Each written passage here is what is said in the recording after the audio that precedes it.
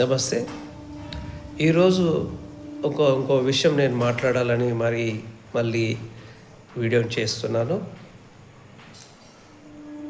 మా పద్మశాలి జాతీయ అధ్యక్షునిగా కాదు, నేను ఒక సామాన్యునిగా, బీసీ బిడ్డగా, శూద్రునిగా, పద్మశాలి బిడ్డగా మాట్లాడుతున్నాను. ఇదే మొన్న జరిగిన కవ్వంపల్లి సత్యనారాయణ గారి ఎస్సీ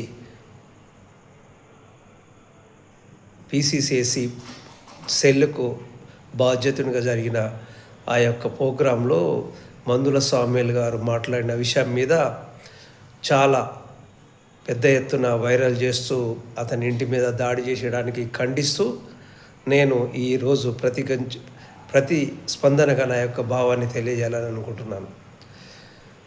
అతను అన్నది బ్రాహ్మణులు వాడే ఆ యొక్క మంత్రాలలో ఏ విధమైన పదాలు ఉంటున్నాయో తెలియట్లేదు.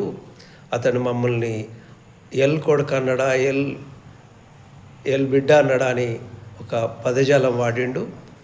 దానికి కారణం ఏంటంటే, ఇప్పుడు ఈ చాతుర్వర్ణ వ్యవస్థలో పెళ్ళిళ్ళు జరిగేటప్పుడు ఇదే బ్రాహ్మణుడు క్షత్రియులకు ఒక విధమైన పదజాలాన్ని వాడి మంత్రం ఉచ్చారణ చేస్తాడు.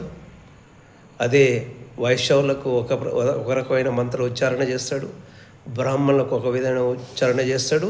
అదే మా శూద్రులు అంటే పద్మశాలీలు, ఎస్సీ ఎస్టీ బీసీలలో ఉన్న మిగతా కులాలు కాకుండా ఓసీలలో ఉన్న రెడ్డి, వెలమ, నాయుడు, కమ్మ వీళ్ళందరూ వస్తారు. వీళ్ళందరికీ వాడేటప్పుడు దాస్యానాం అనే పదాన్ని వాడతాడు. ఎవరైతే శూద్రులకు పెళ్లికి వచ్చినప్పుడు మంత్ర ఉచ్చారణలో దాస్యానాం అనే పదాన్ని వాడతాడు. దీనికి బ్రాహ్మణులకు సంబంధించిన మంత్ర ఉచ్చారణలో ఆ విధమైన పదం ఉంటుంది. దాని మీనింగ్ ఏంటంటే లంజన కొడుకు అని మీనింగ్ దాస్యానాం అంటే.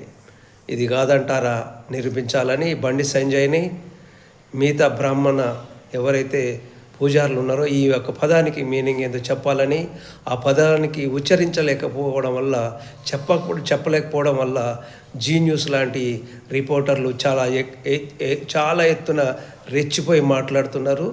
దాస్యానాం అంటే మీనింగ్ ఏదో చెప్పాలని, దాస్యానాంకున్న మీనింగ్ ఇదని, అంటే ఆ పదాలు మీరు ఎట్లా మా శూద్రుల మీద వాడుతున్నారు, దానివల్లనే దాన్ని మొత్తం ఆ యొక్క పదాన్ని గుర్తు రాకపోవడం వల్ల, చెప్పలేకపోవడంలో మందుస్వామి గారు మాట్లాడిన దానికి మీరు ప్రతిస్పందనగా మీరు రకరకాల దాడులు చేస్తూ భయోప్రాంతాలు సృష్టించుకుంటూ